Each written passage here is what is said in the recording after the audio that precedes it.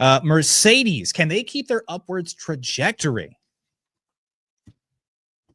Posing it to me, you're the Mercedes man. I think that they can. I think they can. I don't predict a race win. But I think you could see a George podium. I think that would be a fantastic weekend for you, no? Yeah, 100%. I mean, 3 race podiums in a row to start the season would be fantastic. Right. I think that this could be a really good weekend for Mercedes. And I think that this is kind of one of those weekends where we might get a lot more answers from the question of, hey, where can we expect Mercedes to fit in the constructors this year? I think this is another weekend where we kind of start answering some more of those questions as we learn a little bit more and more about what each team's going to be about this year. I think we're going to learn that Mercedes is going to be a real competitor.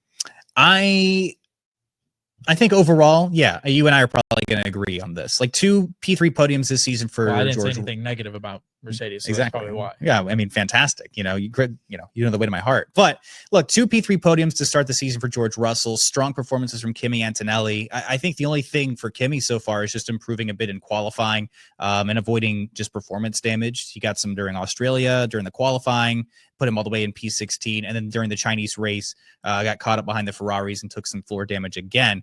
So for him, it's just have a clean weekend because the car is good enough that you can be competing up towards the top with these Ferraris, with these Red Bulls, rather than having to, kind of nestle behind them and hope, things go differently. But overall, strong weekends so far for Kimi. I think that's probably going to continue.